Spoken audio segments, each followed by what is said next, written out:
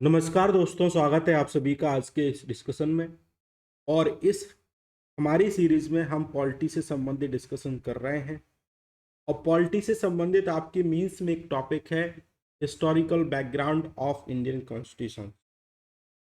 भारतीय संविधान निर्माण में किन किन एक्टों की भूमिका रही और कैसे हमारा संविधान निर्माण हुआ, इस पूरी प्रोसेस के बारे में हमारे सिलेबस में डिफाइन है। और यहाँ से आपके प्रीलिम्स में भी प्रश्न आते हैं। तो आज के इस लेक्चर में हम इंडियन काउंसिल एक्ट 1909 के बारे में पढ़ रहे हैं। इसको कई जगह आप गवर्नमेंट ऑफ इंडिया एक्ट 1909 भी बोलते हैं और इसको मॉर्ले मिंटो रिफॉर्म भी बोलते हैं। Morley Minto reform. मॉर्ले जब एक्ट आया तो मॉर्ले हमारे हमारे मतलब ब्रिटिश सरकार के भारत में राज्य सचिव थे और मिंटो वायसराय आपको देखने को मिल जाएंगे। ठीक है। इस एक्ट के ऑब्जेक्टिव के बारे में बात करें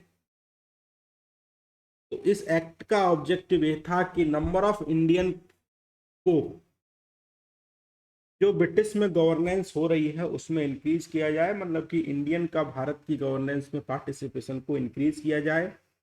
और जो 1861 के काउंसिलिंग एक्ट और 1892 के जो कि हमने पिछले लेक्चर में पढ़ चुके हैं उनको रिवाइज करना था। रिवाइज क्यों करना था? क्योंकि 1885 में इंडियन नेशनल कांग्रेस की स्थापना हो चुकी थी और उसके द्वारा कुछ डिमांड की जा रही थी और डिमांड फुलफिल नहीं हो रही थी। तो इसलिए 1892 के एक्ट को रिवाइज किया गया और उसमें कुछ इंडियन की संख्या को इंक्रीज किया गया, जैसा कि ऑब्जेक्टिव आप देखेंगे। और महत्वपूर्ण बात जो आपके एग्जाम के लिए महत्वपूर्ण है और हमारे इतिहास के लिए महत्वपूर्ण है कि भारत के विभाजन का कारण जो बना, जिसको हम सेपरेट इलेक्टोरल कहते हैं, मतलब कि सांप्रदायिक निर्वाचन मंडल का गठन किया गया। मुस्लिमों को मतलब कि मुस्लिम समाज को सेपरेट इलेक्टोरल मतलब कि सांप्रदायिक मंडल का गठन किया गया, वो इस एक्ट ने दिया। और यहीं से हिंदू और मुस्लिमों के बीच डिस्टेंस बढ़ने लगी। ठीक है सभी। और इसका कारण हम आज तक झेल रहे हैं। भारत पाकिस्तान विभाजन का जो जिसने बीज डाले वो इस एक्ट था। ठीक है।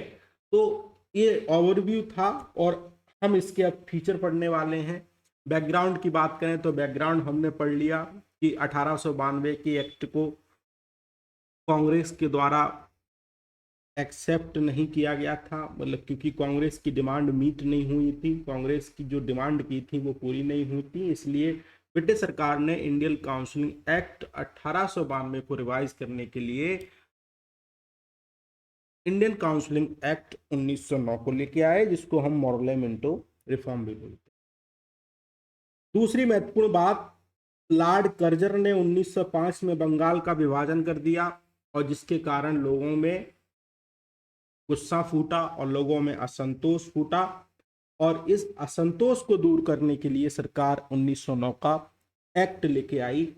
और इसके बाद एक आंदोलन चला था, जो कि यूपीएससी ने प्रश्न पूछा चुका है कि बंगाल विभाजन के बाद जो एक आंदोलन चला था उसका नाम क्या था, या आप हमें कमेंट सेक्शन में। तीसरा कारण इस एक्ट के लाने के पीछे था कि Indian national Congress reform of self government की बात कर रही थी कि हमें शासन दो। और चौथा जो कारण जो महत्वपूर्ण था वो ये था कि आगा खां के नेतृत्व में जो मुस्लिम लीग के सदस्य थे लॉर्ड मिंटो से मिले 1906 में और उन्होंने सेपरेट इलेक्टोरल की बात की। जैसा कि हमने कहा कि 1892 के एक्ट में रिप्रेजेंटेशन का प्रिंसिपल आया तो मुस्लिम समाज के जो कुछ राजनेता थे वो घबराए। उन्होंने कहा हम तो वंचित रह जाएंगे, इसलिए उन्होंने कहा कि हमको सेपरेट इलेक्टोरल हमको दे दो और हम अपना चुनाव खुद कर लेंगे। सेपरेट इलेक्टोरल का मतलब है, मान लो कोई मुस्लिम कैंडिडेट खड़ा हुआ है, उसको केवल मुस्लिम लोग ही क्या कर पाएंगे, वोट कर पाएंगे, अन्य कोई व्यक्ति उसमें वोट नहीं कर पाएगा। ठीक है। तो ये तो बैकग्राउंड काम कर रहा था। प्रोविजन के बारे में बात करें, चाहे वो फेडरल या फिर स्टेट लेवल पर, मतलब कि प्रांतीय स्तर पर लेजिस्लेटिव काउंसलिंग की बात हो, उसमें साइज ऑफ नंबर और मतलब कि नंबर ऑफ मेंबरों की संख्या को इंक्रीज किया गया। प्रोविंशियल लेवल पे मतलब कि नंबर ऑफ मेंबरों की संख्या को इंक्रीज किया गया। और सेंट्रल लेजिस्लेटिव काउंसलिंग में जो एज है 16 से लेकर 60 साल रखी गई। 50 मेंबर को लेजिस्लेटिव काउंसिलिंग में, मतलब कहा कि बंगाल, मद्रास, बॉम्बे और यूनाइटेड प्रोविंस में 50 मेंबर कम से कम होने चाहिए। ईच काउंसिलिंग में मतलब कि 50 मेंबर होने चाहिए। ये आपको डेटा याद नहीं रखना है, केवल आपको इतना याद रखना है कि फेडरल और प्रोविंशियल लेवल पर मेंबरों की संख्या को बढ़ाया गया, किसमें? Legislative counselling. ठीक है। काउंसिलिंग ऑफ पंजाब, बर्मा और असम में 30 मेंबर रखने की इन्होंने बात की। सेंट्रल काउंसिलिंग कंपोजिशन की बात करें तो कुछ भारतीय लोग थे, इनको आप याद रखेंगे। एम मालवीय, जी के गोखले, डी बाचा, एस एन बनर्जी, तेज बहादुर सप्रू और जिन्ना। ठीक है, इनको याद रखेंगे। आपसे प्रश्न पूछा जा सकता है, जिस प्रकार से यूपीएससी डायनेमिक हो रहा है तो आपसे मेंबर पूछा जा सकता है कि कौन कौन मेंबर सेंट्रल काउंसिल में थे। ठीक है, तो इस बात को ध्यान। दूसरा, जैसा कि मैंने आपको पहले बताया कि सेपरेट इलेक्ट्रोल, मतलब कि इलेक्टोरेट के बारे में बात की, संप्रदाय निर्वाचन मंडल के बारे में बात की। मुस्लिमों को इन्होंने क्या किया?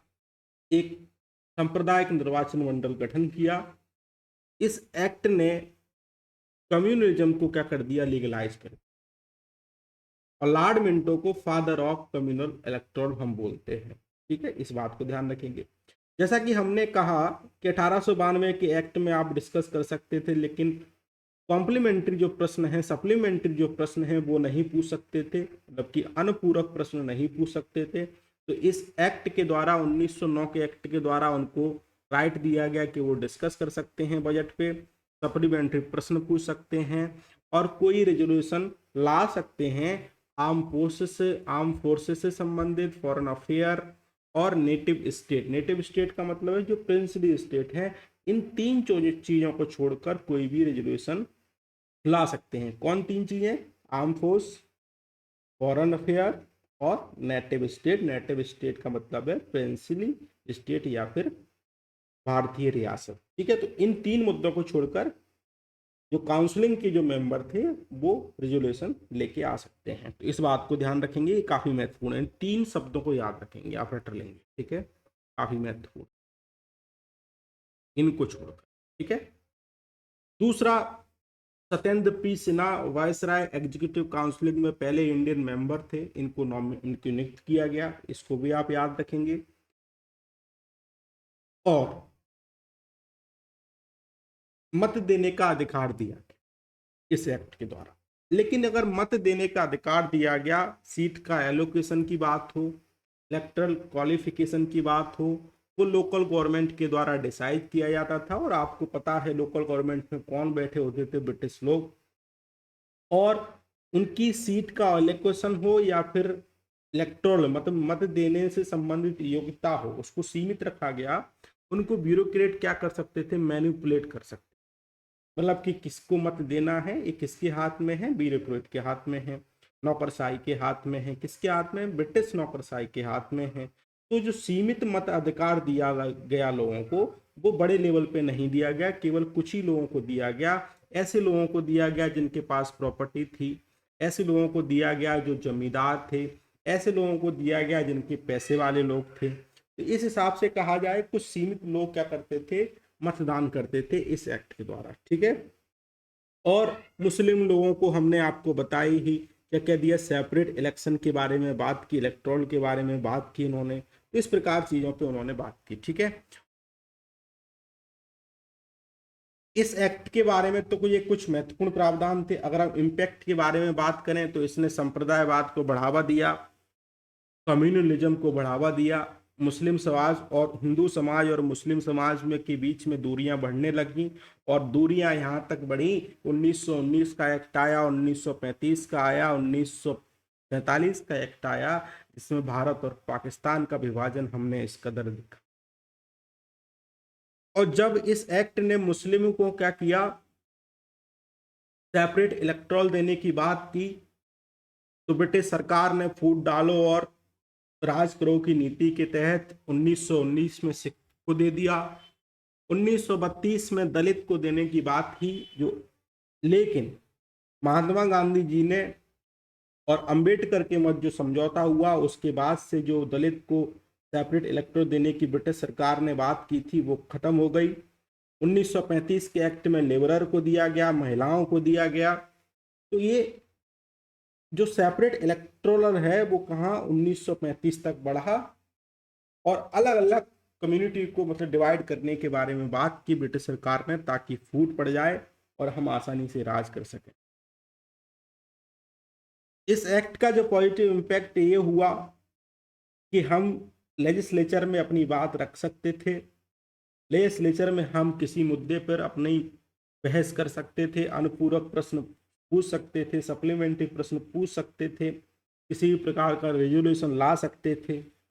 तो भारतीय लोगों की बात ब्रिटिश सरकार के पास पहुंची और हम कहीं ना कहीं 1919 के अधिनियम से, 1935 के अधिनियम से 1947 तक, हम अगस्त प्रस्ताव तक, अगस्त क्रांति तक, हम कहाँ तक, आज़ादी तक पहुंचे।